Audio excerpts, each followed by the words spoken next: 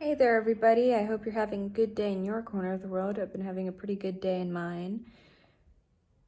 I've been thinking about my time here and how I feel like people are way more relaxed and friendlier in this region, even though I am in the northern part of the country in Spain, and people are known to be colder. My experience, as far as my anecdotal experience, I feel like people are, you know, pretty friendly, warm, and approachable. And I feel like that's been lost in the American society in the last 10 years, the last 15 years. I feel like people were more social, more approachable, amiable, gregarious. And everything that has been going on politically and certain issues that are very divisive have created a society that is divided and picks sides. And when you start picking sides, you start making enemies of the quote unquote other side. And that doesn't create dialogue, that doesn't create an understanding of both parties. And I think that's what's been happening in the US. And you see that happening in other societies where, like, for example, Eastern Europeans, Russians have a reputation of being colder and not very approachable. But if you really think about it, culturally speaking, until recently, 1991, all of Eastern Europe, all of Russia was under Soviet Union, was under the Soviet Union, and under the Soviet Union, one of the rules was to be stoic, because you never know if your neighbor could be a spy, or you don't want to put yourself at risk if you don't agree with the status quo.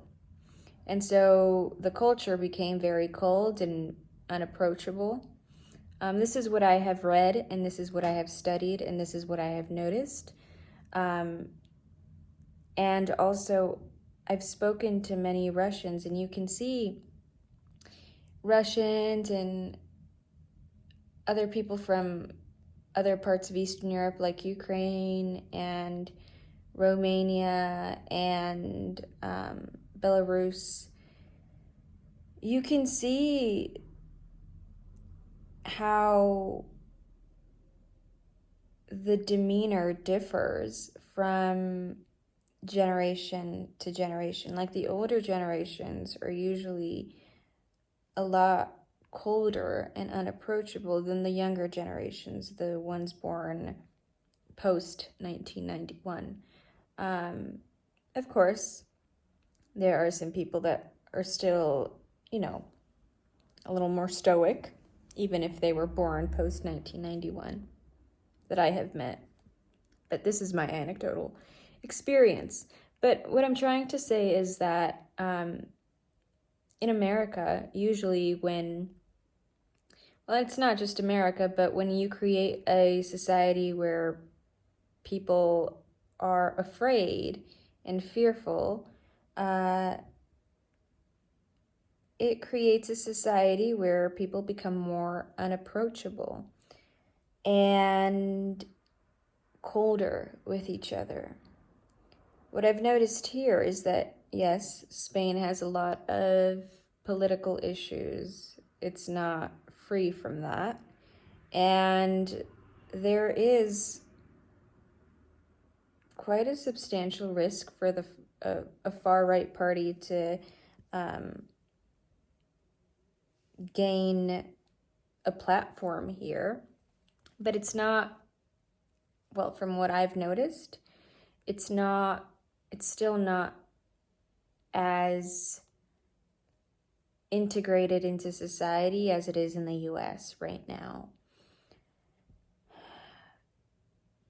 Because of everything that's going on in the US, I think that people will become more unapproachable, less friendly. So what I'm trying to get at is that, from what I've noticed, people here are more relaxed. Yes, there are political issues, but for the most part, they're more relaxed. And when you're more relaxed, you're more likely to socialize. And when you socialize, you're more likely to be a happier person. Therefore, if a country is more social or has people that are more social with each other and create more social connections, from what I've noticed from my other travels, people tend to be happier. They're more relaxed, therefore they're more social, therefore they're happier. And I think it's that element of social connection that we all need. And when that is taken away, when the social connection is taken away from you, it creates a society where people are suspicious of each other, people don't trust each other, people don't want to talk to each other, right? And that's what certain governments try and do, and that's what I've noticed the algorithm of social media is trying to do. Changing, brainwashing a society, a group of people. I mean, the whole world is exposed to the effects of the algorithm because it's universal. You can use these apps in any part of the world, or most countries in the world, you can use these apps that manipulate the way you think, right? And so I think the American people have been manipulated into thinking that their neighbor is their enemy, or anybody that has a different belief system is the enemy. And the reality is that, and I've talked about it in different videos multiple times, but we're more alike than we like to think, right? We have more things in common than we like to think. We want to be safe. We want our families to be safe. We want to have enough food on the table. We want to have shelter. We want to be comfortable. We want to be in a state of homeostasis. And when that is taken away from you, it makes you more fearful and greedy, because the society that you live in has made you believe that certain resources are scarce, and therefore you become greedy, and you aren't really willing to share with your neighbor because you believe, oh, for example, food becomes scarce, so you kind of start to hoard even though you don't need that much food. Or I'm putting out bad examples, but you know what I'm trying to say. Yeah, I think and it's not just America. It's the whole world. The whole world is being exposed to this kind of manipulation. And I'm sorry. The whole world is being exposed to this kind of manipulation, and eventually it's going to seep into every culture and every society, albeit it's a slower process for them to adapt to certain behaviors. But where was I trying to go with this whole conversation? You can't change society, but you can change yourself. By that I mean you have a choice. You can decide how you want to treat other people. that are different than you, that think different than you, that have a different opinion than you. You can't change society by saying, hey, you should all just get along, because usually it takes the collective, it seems like it takes the collective longer to catch up with progress or with harmony. So you have to do it individually. And what I've noticed in my own experiences is that when someone spreads positive energy or is very helpful, selfless, kind, or does something without needing to, it inspires me to give back that goodness that I've been given.